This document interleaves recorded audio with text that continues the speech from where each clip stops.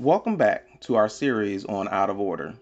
The last time we were together, we reflected on encounters we had with things that were out of order, the impacts of that disorder, and the outcomes when things remain out of order. If this is your first time joining us, we're glad to have you and hope you stick around. In these next few videos, we want to answer the question, what is your priority? We challenge you to think critically and honestly about who or what you place first in your life. It is our hope that those who may not know God might come to recognize the importance of a relationship with Him, and that those who already know Him recognize the importance of strengthening their relationship with Him. It is normal and perhaps expected for our preferences to take priority in our decisions. We understand this principle well, especially when we view it through the lens of some of our everyday exchanges. Consider, for example, UPS Priority Mail, American Airlines A Advantage, Hilton's Honors, Avis Preferred, or Amazon Prime.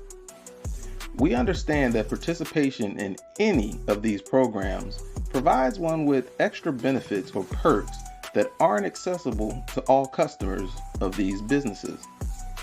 We also understand that these benefits come with a cost beyond that of a regular customer. But we recognize that the benefits can far outweigh the cost when properly utilized. Thus, one who participates in these programs makes a conscious decision not to casually allow the benefits or cost of these benefits to be wasted. When I think about how one prioritizes use of these programs, and much more importantly, how one prioritizes their relationship with God, I'm strangely reminded of the story of Goldilocks and the Three Bears.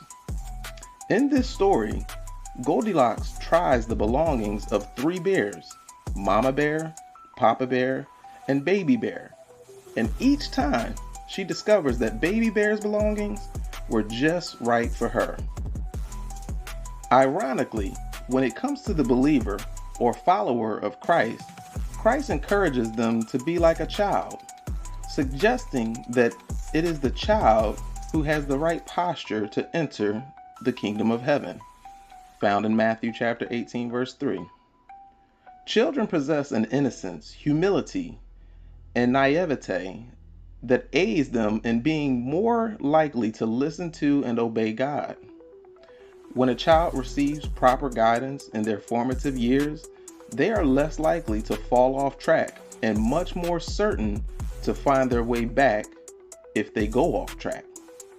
Thus, God reminds us to train a child in the way in which they should go, and when they are old, they will not depart from it. Proverbs chapter 22, verse 6. We ought not be surprised by Satan's focus and attack on the minds of our youth.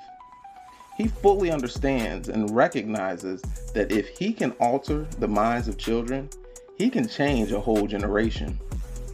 Perhaps this is why God had to allow a whole generation to die before he delivered his people into the promised land. God needed his people to lay down a slave mindset and adopt a mindset of liberty and freedom that placed God front and center in their lives. Do you know what it looks like to walk in liberty? Or are you still bound by your past? Find a mature believer and learn how to walk in liberty today. Let's further examine or explore what it looks like to prioritize God in our lives through the lens of a to-do list, and how we attempt to find balance in our relationships with God, our family and friends, and life.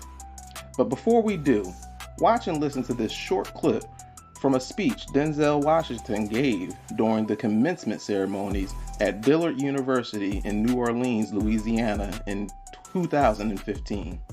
Put God first.